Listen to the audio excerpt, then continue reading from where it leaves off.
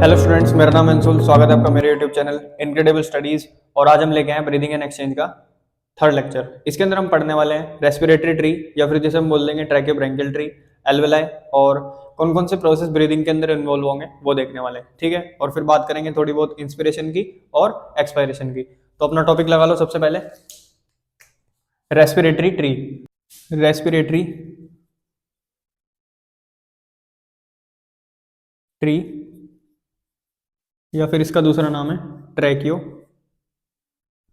Branchial tree. ठीक है, तो ये है कुछ नहीं, जैसे हमने अभी पिछले 2 लेक्चर्स में देखा, रेस्पिरेटरी पैसेजेस देखे हमने, ठीक, और कुछ अपना शुरू का देख लिया हमने कि रेस्पिरेशन वगैरह कितने टाइप के होंगे। तो जो हमने पैसेज पढ़े थे जहां से हम एयर इनहेल करेंगे, और वो पूरा पैसेज जहां तक हमारे एल्वेलाई यानी लंग्स के अंदर तक हवा जाएगी, उसे हम बोलते हैं रेस्पिरेटरी ट्री। तो यानी हवा के जाने का रास्ता। तो इसे शुरू कहाँ से करेंगे? तो आप सबसे पहले खुद ही दिमाग लगा सकते हो कहाँ से होगी हवा शुरू। नोज से। तो हम नोज से एयर इनहेल करेंगे। उसके बाद हमने एक चीज पढ़ी थी, फायरेंक्स। फिर उसके बाद हमारा साउंड बॉक्स लायरेंक्स। फिर उसके बाद हमारा विंड पाइप ट्रैकिया। फिर ट्रैकिया डिवाइड होगा प्राइमरी ब्रोंकाई में।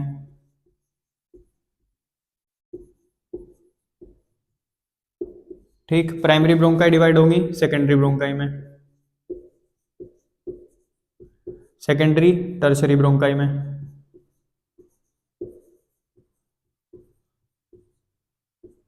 फिर रेस्पिरेटरी सॉरी फिर इनिशियल ब्रोंकियोल्स। फिर टर्मिनल ब्रोंकियोल्स।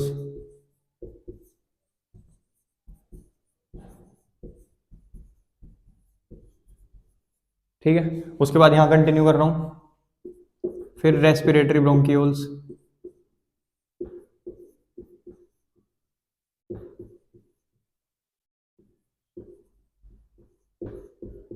उसके बाद एल्वेलर डक्ट्स। फिर एल्वेलर सैक, और लास्ट में एल्वेलाई। ठीक है, तो ये आपका हो गया रेस्पिरेटरी ट्री। याद करना तो बहुत इजी है, कोई इतनी बड़ी चीज नहीं है। अब इसमें देखने वाली चीज क्या है, नोज से लेके और टर्मिनल ब्रोंकियोल्स तक इसे बोल लेंगे हम कंडक्टिंग रीजन।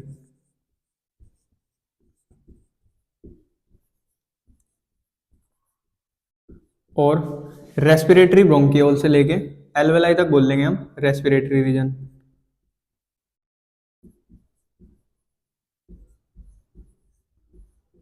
यहां पे कोई भी गैसियस एक्सचेंज नहीं होगा, तो no exchange of gases.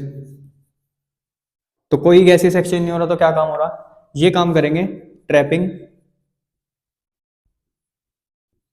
Dust particles and warm and moist air. ठीक है, हवा को वार्म और मॉइस्ट करने का काम, क्योंकि यहाँ पे सीलिया होगी रास्ते में, थोड़े बहुत हेयर्स और म्यूकस होगा, तो वो क्या बोलेंगे, इंप्योरिटीज को क्या कर लेंगे, ट्रैप कर लेंगे। दूसरा, इसे हम बोल देंगे एनाटॉमिकली डेड रीजन। क्यों? अगर गैसेस एक्सचेंज हो ही नहीं रहा तो फिर तो डेड ही है, मतलब कुछ लिविंग है ही नहीं वहां पे। ठीक है, तो वैसे एनाटॉमिकली इसे डेड रीजन बोल देंगे। ठीक, नेक्स्ट है रेस्पिरेटरी रीजन। यहाँ पे गैसेस एक्सचेंज होगा, गैसियस एक्सचेंज अकर। ठीक है, तो ये आपको कुछ इसके बारे में याद रखनी, बाकी कोई इतना है नहीं, आप आराम से याद कर लोगे। तो एक बार इसका स्क्रीनशॉट ले लो या नोट कर लो। नेक्स्ट हेडिंग लगा लो, एल्वेलाई।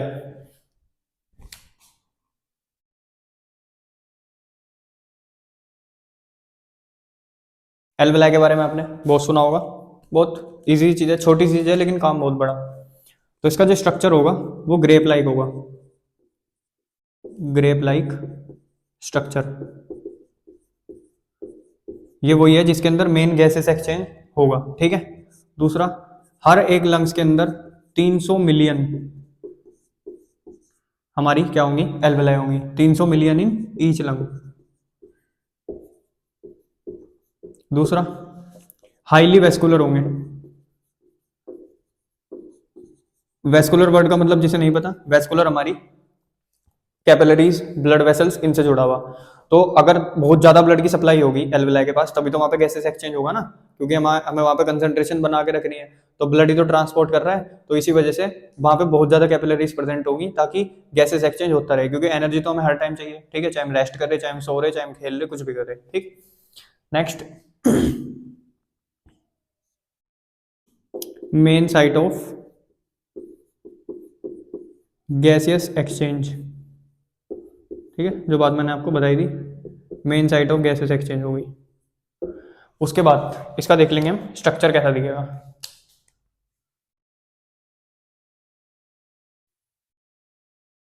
कुछ इस तरीके की एल्वेलाई होगी, ये सिंपल स्क्वैमस एपिथेलियम की लेयर,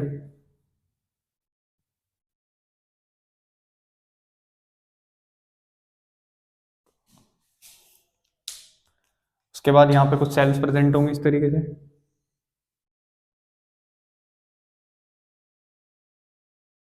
ठीक। नीचे भी सेल्स होंगे, इनका नाम होगा type 2 alveolar cell.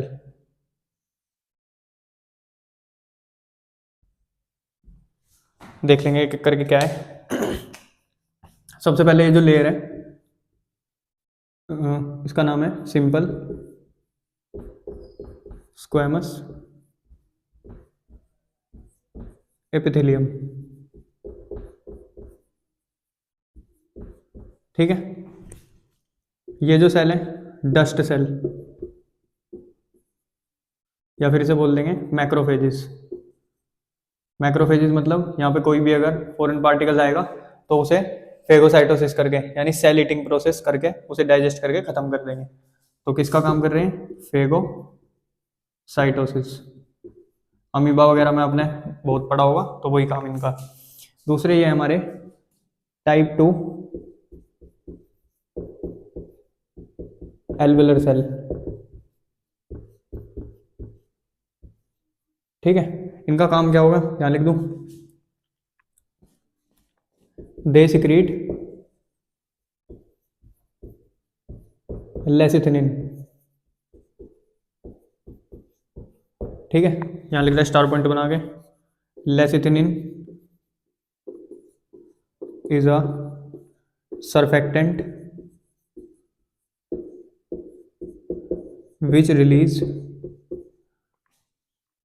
which reduce surface tension and prevent alveoli from collapsing, ठीक है। ये क्या करेगा, सरफेस टेंशन बनने देने का, उसे रिड्यूस करेगा, और एल्वेलाई को कोलैप्स यानी फटने से बचा लेगा। तो आपका एल्वेलाई का स्ट्रक्चर है, ये कुछ इसके बारे में पॉइंट है, आप इसे नोट कर लो, फिर उसके बाद नेक्स्ट देखते हैं। नेक्स्ट हेडिंग लगा लो, respiration involve the following steps. ये आपके एनसीईआरटी में लाइन टू लाइन जैसे मैंने लिखे बिल्कुल ऐसे दे रखे हैं, आप वहां से भी रीड कर सकते हो, मैं एक बार आपको समझा देता हूँ। नंबर 1 स्टेप है ब्रीदिंग और pulmonary ventilation by which atmospheric air is drawn in and carbon dioxide rich air is released out, ठीक है। तो इनहेलेशन यानी जब हम सांस लेंगे तो कार्बन डाइऑक्साइड ऑक्सीजन क्या जाएगी, हमारे अंदर जाएगी, जिसके अंदर ऑक्सीजन होगी एयर के, ठीक। और फिर उसे बाहर छोड़ना, जिसके अंदर क्या होगी, कार्बन डाइऑक्साइड। तो एयर को जब अंदर ले रहे हैं एटमॉस्फेरिक एयर को, और कार्बन डाइऑक्साइड को बाहर छोड़ रहे हैं, तो वो हमारा फर्स्ट स्टेप है ब्रीदिंग, या फिर उसे क्या बोल देंगे हम, पल्मोनरी वेंटिलेशन, उसका दूसरा नाम है। दूसरा पॉइंट है डिफ्यूजन ऑफ गैसेस। कौन सी गैसेज है, ऑक्सीजन और कार्बन डाइऑक्साइड है, across alveolar membrane. Alveolar membrane आगे देखेंगे हम, पर एल्वेलर मेम्ब्रेन के एक्रॉस किसका एक्सचेंज होना, O2 एंड CO2 का, वो हमारा दूसरा स्टेप होगा। तीसरा transport of gases by blood. अब कार्बन डाइऑक्साइड और गैसेज का ट्रांसपोर्ट तो हो गया, मतलब एक्सचेंज तो हो गया, अब उनका ट्रांसपोर्ट भी तो करना है। तो ऑक्सीजन को ट्रांसपोर्ट करने के लिए कौन होगा, ब्लड होगा। ब्लड लेके आएगा कार्बन डाइऑक्साइड को, चेंज करेगा, उधर से ऑक्सीजन उठाएगा, लेके जाएगा टिश्यू तक। तो नेक्स्ट स्टेप क्या है, diffusion of oxygen and carbon dioxide between blood and tissue. अब एल्वेलाई के पास आया, ऑक्सीजन उठाई, कार्बन डाइऑक्साइड दे दी, गया टिश्यूज के पास, टिश्यू को ऑक्सीजन दी और वहां से कार्बन डाइऑक्साइड उठाई और वापस वो लंग्स के पास लेके आ गया, ठीक। Utilisation of oxygen by the cells for catabolic reaction and resultant release of CO2। अब जो टिश्यूज को ऑक्सीजन दी थी, टिश्यू उसकी कैटाबोलिक रिएक्शन करके यानी ग्लूकोज को तोड़ेंगे एनर्जी के अंदर जो हमारे शरीर को मिलेगी, और उसके रिजल्टेंट में क्या बनेगा, कार्बन डाइऑक्साइड। उस कार्बन डाइऑक्साइड को वापस से ब्लड उठाएगा, फिर लंग्स के पास लेके जाएगा, कार्बन डाइऑक्साइड को वहां छोड़ेगा, ऑक्सीजन को फिर से उठाएगा, फिर टिश्यू के पास जाएगा, टिश्यू को ऑक्सीजन देगा, वहां से कार्बन डाइऑक्साइड उठाएगा, और ये पूरी आपकी एक साइकिल चलती रहेगी। ठीक है, तो आप एक बार इसे नोट कर लो। तो एक स्टार पॉइंट लगा लो।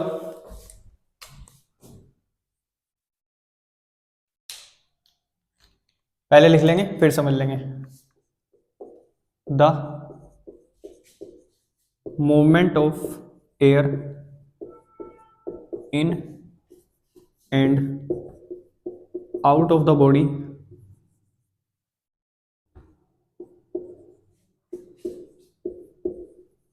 Is carried out by creating a pressure gradient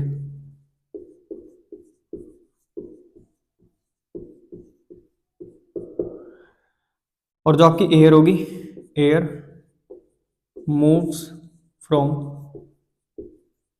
higher pressure to lower pressure.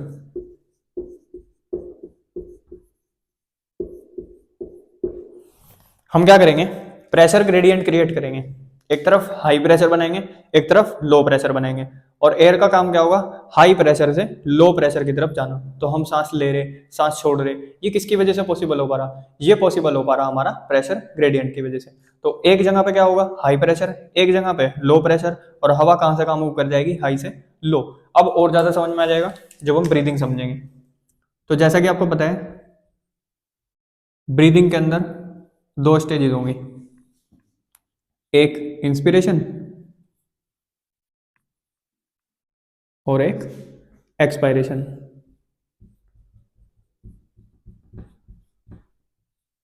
या फिर इसे क्या बोल सकते हो, एक्सलेशन। ठीक है, इंस्पिरेशन जैसे आपको बताइए क्या करेंगे हम,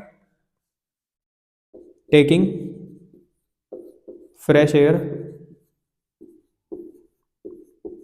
इन, ठीक है, यहां पे रिलीजिंग फाउल एयर आउट। अब प्रेशर ग्रेडियंट कैसे काम करेगा, देखो एक चीज याद रख लेना, pressure is inversely proportional to volume. ये याद हो गया तो कोई दिक्कत नहीं है।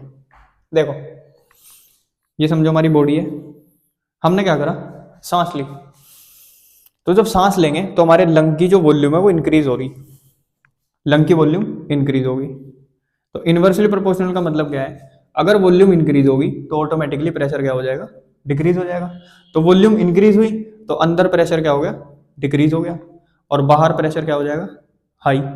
तो एयर कहां से कहां मूव कर जाएगी, बाहर से अंदर, इजी है। दूसरा, ये हमारी बॉडी, जब हम सांस छोड़ेंगे तो सांस छोड़ेंगे तो हमारे जो लंग्स, मतलब उसकी कैपेसिटी होगी, लंग्स की चेस्ट की कैपेसिटी होगी वो क्या होगी, डिक्रीज होगी। तो डिक्रीज होने की वजह से वॉल्यूम क्या होगी, डिक्रीज होगी। तो as I said, inversely proportional में उल्टा होगा, अगर वॉल्यूम डिक्रीज होगी तो प्रेशर इंक्रीज होगा, तो वॉल्यूम डिक्रीज हो रही तो प्रेशर इंक्रीज हो रहा, और बाहर का प्रेशर क्या होगा, कम। तो एयर ऑटोमेटिकली कहां से कहां मूव कर जाएगी, अंदर से बाहर। इजी है, प्रेशर और वॉल्यूम का खेल है, जहां वॉल्यूम बढ़ेगी प्रेशर घटेगा, बाहर का प्रेशर ज्यादा, हवा अंदर। वॉल्यूम घटेगी प्रेशर बढ़ेगा, अंदर का प्रेशर ज्यादा, बाहर का कम, हवा अपने आप बाहर आ जाएगी। ठीक है, तो ये इंस्पिरेशन, एक्सपायरेशन, और आपको समझ में आ गया होगा कैसे हम सांस ले और छोड़ पा रहे हैं, सिर्फ प्रेशर ग्रेडियंट की मदद से। ठीक, तो आप एक बार इसे नोट। नेक्स्ट हेडिंग लगा लो, muscle involves in breathing. Muscle involve in breathing.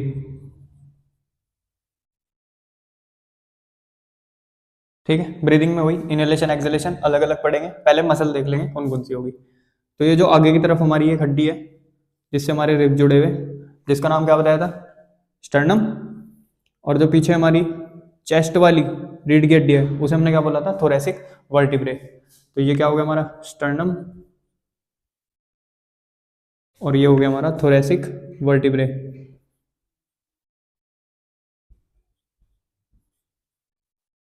जिसे वर्टिब्रे वगैरह क्लियर नहीं हो रहे पहले लेक्चर देख लो, समझ में आ जाएगा। ठीक, कुछ नहीं है, वर्टिब्रे छोटी छोटी हड्डियां हैं जिससे मिलकर हमारी रीढ़ की हड्डी बनी हुई। तीन हिस्से होते हैं, सर्वाइकल, थोरेसिक जो चेस्ट वाला, और उसके नीचे फिर हमारा लंबर। तो जो थोरेसिक रीजन में हमारी रीढ़ की हड्डी आ रही है उसे हम बोल देंगे थोरेसिक वर्टिब्रे या फिर थोरेसिक वर्टिब्रल कॉलम। फिर जो हमारे रिब्स होंगे वो कनेक्ट होंगे हमारे रीढ़ की हड्डी से आगे स्टर्नम में, इस तरीके से। ऐसे हमारे रिब्स कनेक्ट होंगे। ठीक है, इनके बीच में कुछ होंगी मसल्स।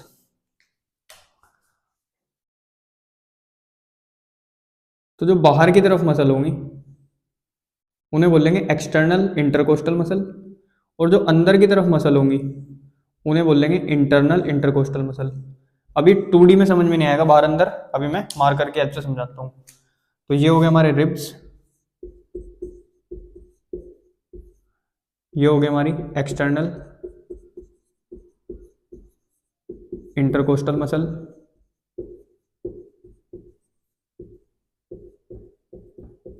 ये हो गई हमारी इंटरनल इंटरकोस्टल मसल,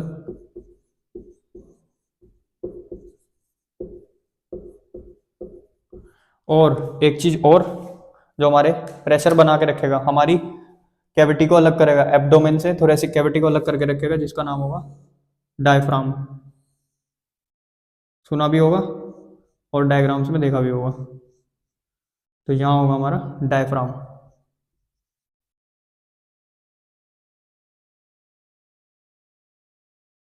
जिसके अंदर होंगी फेनेरिक मसल्स।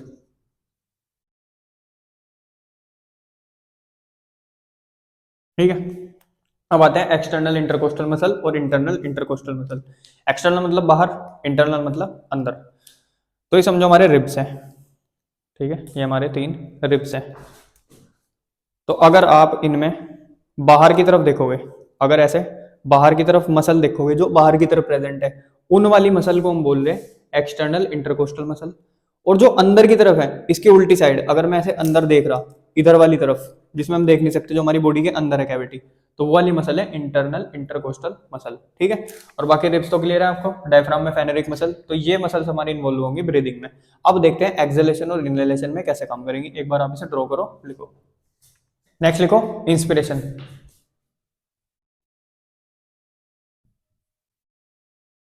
अब हम इंस्पिरेशन भी 2 टाइप का कर सकते हैं। कैसे? एक तो भी जो नॉर्मल कर रहे हैं, सांस ले रहे सांस छोड़ रहे, आपको पता भी नहीं लग रहा इतना। लेकिन एक होगा फोर्सफुल, सांस ली बहुत ज्यादा, सांस छोड़ी।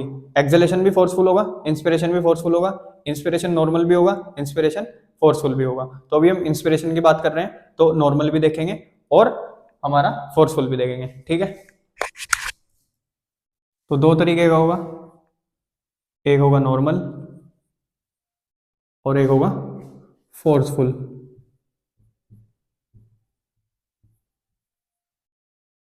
अब नॉर्मल में 2 मसल्स इन्वॉल्व होंगी। पहली होगी फेनेरिक मसल,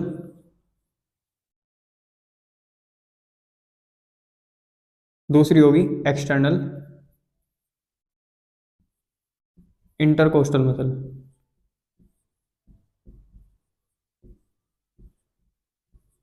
ठीक है, तो जो फेनेरिक मसल होगी और एक्सटर्नल कोस्टल मसल होगी, दोनों कॉन्ट्रैक्ट करेंगी। ठीक है, कॉन्ट्रैक्ट करा, कॉन्ट्रैक्ट करते ही फेनेरिक मसल के बारे में बात कर लेंगे, फिर उसके बारे में। यहाँ पे जो हमारा डायफ्राम होगा वो फ्लैट हो जाएगा। ठीक है, दूसरा, increase the volume of thoracic cavity in anterior posterior, थोड़ा डैश लगा लेना है, एंटीरियो पोस्टीरियर एक्सिस। और जो मैंने बताया था वॉल्यूम इंक्रीज प्रेशर डिक्रीज, तो जैसे वॉल्यूम इंक्रीज होगी प्रेशर डिक्रीज होगा, और प्रेशर के डिक्रीज होते ही एयर बाहर से अंदर, तो एयर मूव्स इन। ठीक है, ये क्या करेंगी elevate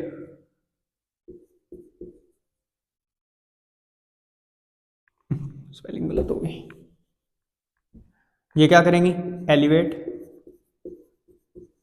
the ribcage outward and upward. उसके बाद जैसे यहाँ एंटीरियो पोस्टीरियर एक्सिस, अभी सब समझाऊंगा, अभी लिख लो। एंटीरियो पोस्टीरियर एक्सिस में जैसे इंक्रीज हुई थी वॉल्यूम, यहाँ पे इंक्रीज होगी डोर्सो वेंट्रल एक्सिस में, तो it increase the volume in dorso ventral axis.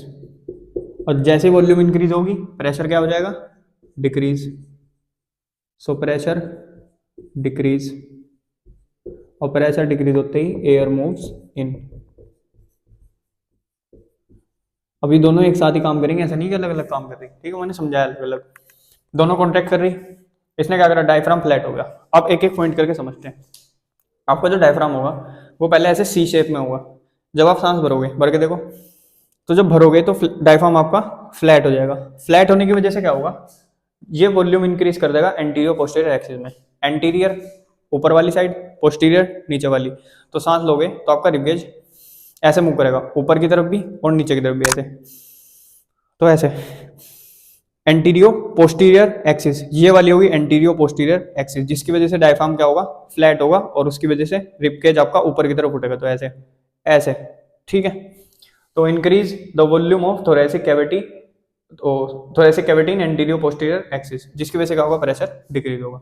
दूसरी तरफ आपकी एक्सटर्नल इंटरकोस्टल मसल भी काम कर रही, कॉन्ट्रैक्ट कर रही, और रिबकेज को आउटवर्ड और अपवर्ड पुश कर रही, यानी ऊपर और ऐसे भी फूल रहा, यानी एंटीरियो पोस्टीरियर ऐसे तो था ही ऊपर की तरफ, ऐसे भी फूल रहा इस तरीके से, बाहर अंदर से बाहर की तरफ। तो elevate the ribcage upward and outward, it increase the volume in dorso ventral axis, बताया ना, अंदर से बाहर, सामने वाली एक्सिस वेंट्रल, पीछे वाली एक्सिस डोर्सल। तो जब इस तरीके से फूलेगा, सामने की तरफ वेंट्रल, पीछे की तरफ डोर्सल, तो ये जो हो रहा डोर्सो वेंट्रल, और ये जो हो रहा एंटीरियो पोस्टीरियर, तो कुल मिला के चारों डायरेक्शन में आपका जो रिबकेज है वो फूल रहा। अब फूलने की वजह से क्या होगा, प्रेशर क्या होगा डिक्रीज होगा, क्योंकि ऑटोमेटिकली वॉल्यूम क्या हो रही इंक्रीज हो रही। अब प्रेशर डिक्रीज हो गया तो बाहर का प्रेशर ज्यादा था, air will move in, air will move in, air will move in, ठीक है। तो आपको क्लियर हो गया होगा। अब देखते हैं फोर्सफुल एक्सपिरेशन। इसमें 3 मसल इन्वॉल्व होंगी, स्टर्नो क्लेटोइड मसल, स्केलिन मसल, और पेक्टोरेलिस माइनर, ठीक है। मसल के नाम दे रखे, ज्यादा आपको इनके बारे में पढ़ना नहीं। ये तीनों क्या करेंगे कॉन्ट्रैक्ट और फोर्सफुल इंस्पिरेशन करके देखोगे जब, अभी तो नॉर्मल चल रहा, ज्यादा पता नहीं लग रहा, बस इतना इतना इतना, जब फोर्सफुल करोगे तो आपका रिबकेज और ऊपर उठेगा, तो ये 3 मसल क्या करेंगी उसे और ऊपर उठा देंगी। तो कॉन्ट्रैक्ट करेंगी, अपलिफ्ट द रिबकेज मोर, ठीक है, रिबकेज को और उठा देंगी, जिसकी वजह से वॉल्यूम और ज्यादा इंक्रीज होगी, और एयर विल मूव इन, ये होगा फोर्सफुल इंस्पिरेशन। तो आपको बिल्कुल समझ में आ गए होंगे, एक बार इसका स्क्रीनशॉट लो, या फिर दोबारा रिपीट करके देखो, और या फिर नोट कर लो। नेक्स्ट देखेंगे एक्सपिरेशन।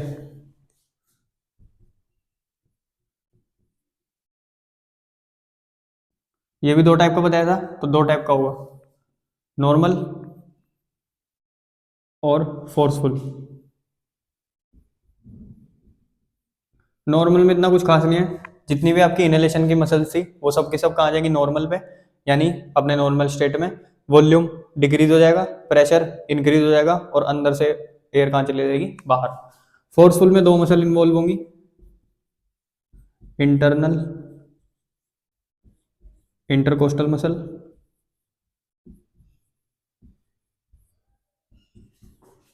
और abdominal muscle.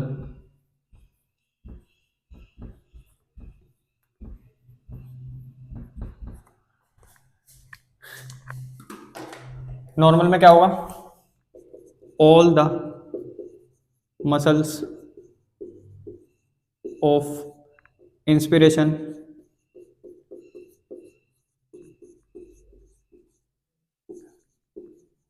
came to normal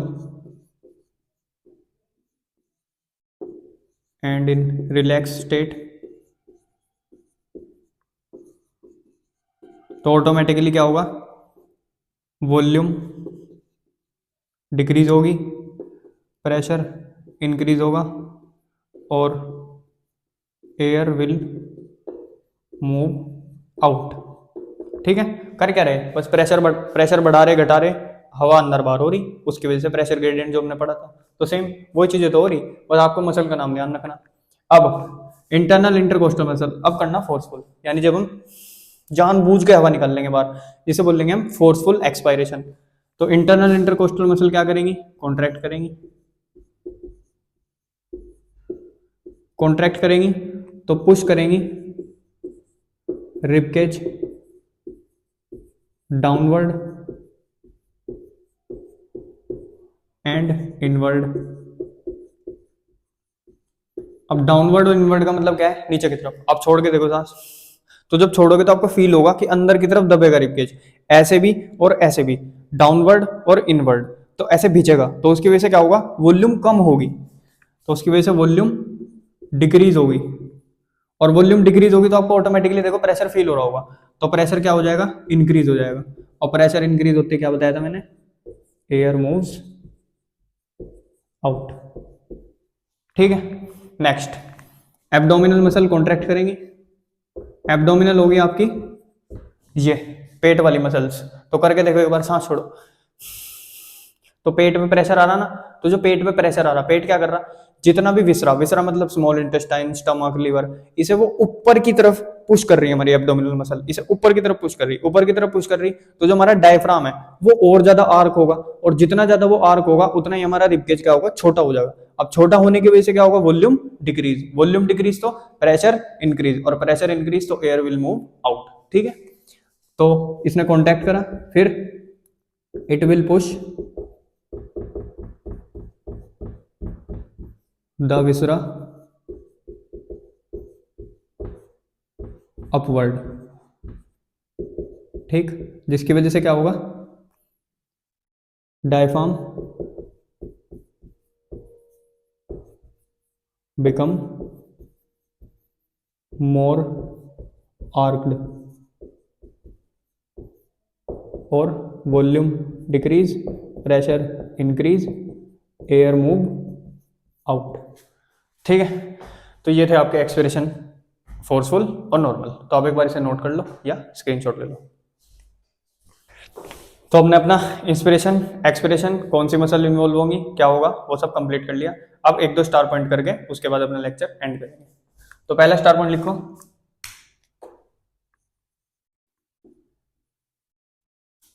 the normal healthy human breathe 12 to 16 times per minute. यानी जो नॉर्मल ह्यूमन होगा वो 1 मिनट में कितना ब्रीथ कर सकता है, 12 से 16 बार, आप काउंट भी कर सकते हो। दूसरा, the volume of air involve in breathing